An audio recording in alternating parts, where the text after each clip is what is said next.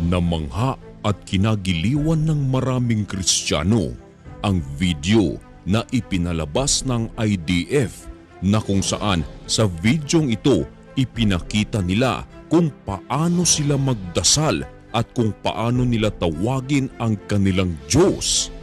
Ginawa nila ang dasal na ito bago sila sumalakay sa Gaza at sa naturang dasal sigawan nila sa Diyos na may likha ang victory at ang tulong ng Diyos na may lalang. Ating tunghayan mga kaibigan ang parte ng mga video kung paano sila magdasal.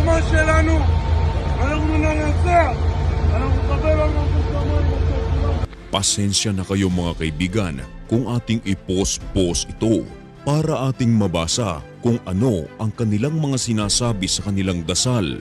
In our war, we will accept upon ourselves the yoke of the kingdom of heaven.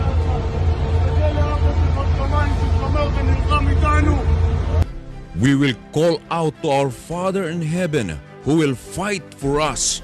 Grabe mga kaibigan, no? With fire in our eyes, we are ready for this war.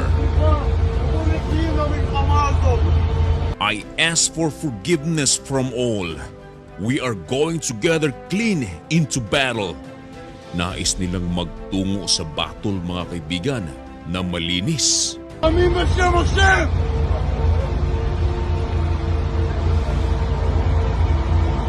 Israel! Israel!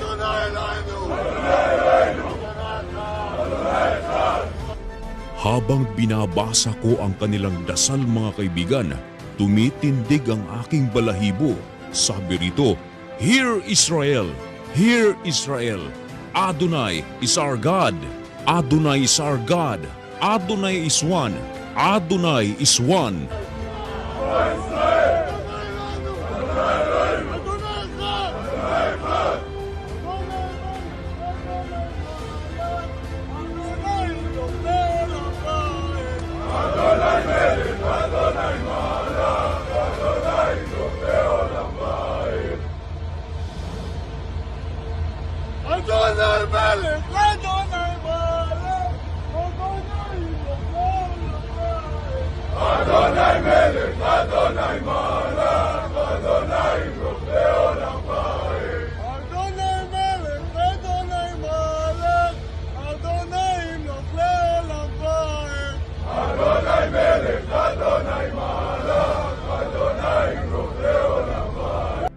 God is King. God was King. God will be King forever and ever.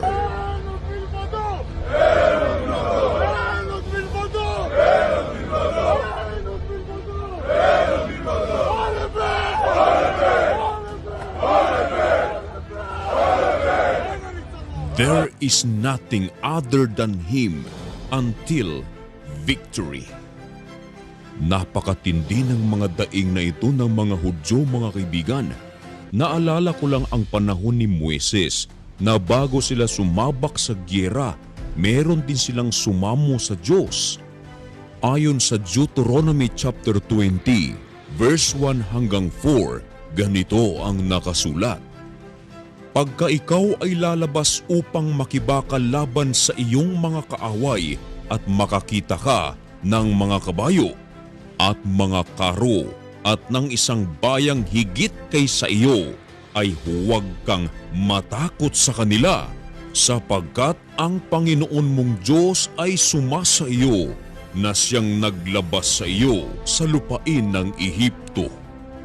At mangyayari, paglapit ninyo sa pakikibaka, na ang saserdote ay lalapit at magsasalita sa bayan at magsasabi sa kanila, Dinggin mo, O Israel, kayo'y lumapit sa araw na ito sa pakikibaka laban sa inyong mga kaaway.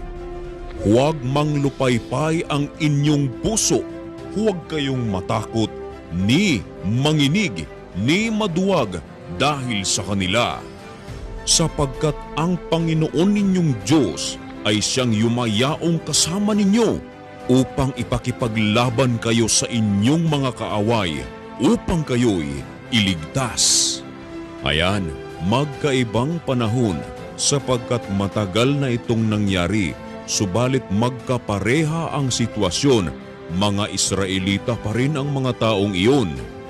At bago sila sumabak sa giyera ay nagsalita muna ang kanilang high priest at ito nga ay may daing sa Diyos na sila ay sasamahan nitong makipaglaban upang sila ay mailigtas.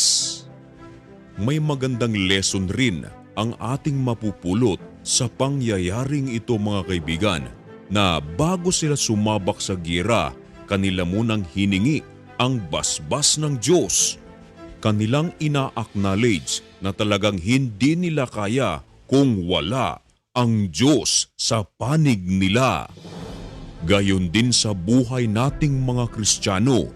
Ayon nga sa John chapter 15, sabi mismo ng Panginoong Hesukristo ay wala tayong magagawa kung wala siya.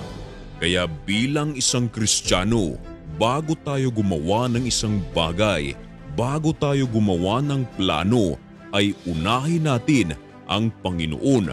Humingi tayo ng basbas upang ang lahat ng ating dadaanan ay maging smooth. Huwag tayong mag-pretend na kaya natin ang lahat. Huwag rin tayong mag-pretend na nalalaman natin ang mga bagay na nauuna. Meron tayong mga plano na sa tingin natin ay nakakabuti sa atin, subalit meron tayong hindi nakikita na tanging Diyos lamang ang nakakaalam. Kung may plano tayo na sa tingin nating nakakabuti sa atin, ay mas may plano ang Diyos na siguradong makakabuti sa iyo. Kaya sa iyong pag-aaral, sumamo sa Diyos. Sa iyong trabaho, sumamo sa Diyos. Kung ikaw ay mag-a-apply ng trabaho, tawagin ang Diyos. Kung ikaw ay may business, tawagin ang Diyos. Humingi ng basbas, humingi ng guidance. Sapagkat ang mga bagay na gaya nito ay ikinalulugod ng Diyos dahil sa pamamaraang ito ating ina-acknowledge na Siya ang ating giya. Siya ang ating liwanag. Siya ang ating pag-asa at higit sa lahat, Siya ang ating kaligtasan. Kung ikaw ang tatanungin, mga kaibigan, ano ang inyong masasabi tungkol sa dasal na ginawa ng mga IDF sa videong ito? Maaaring gamitin lamang ang ating comment section para sa inyong mga opinyon. At hanggang dito na lamang ang videong ito. Kung nagustuhan mo ang videong ito, pakishare mga kaibigan upang tayo ay maka-encourage ng mga taong may pananampalataya sa Diyos na kinakailangan talaga natin ng pagdarasal. Nais ko munang pasalamatan ang mga subscriber sa channel na ito, maging ang ating mga silent viewers, kahit na ang ating mga bashers. Dahil sa inyong panunood mga kaibigan, ay naipagpapatuloy natin ang ating feeding program dito sa aming lugar. Every Saturday po yan.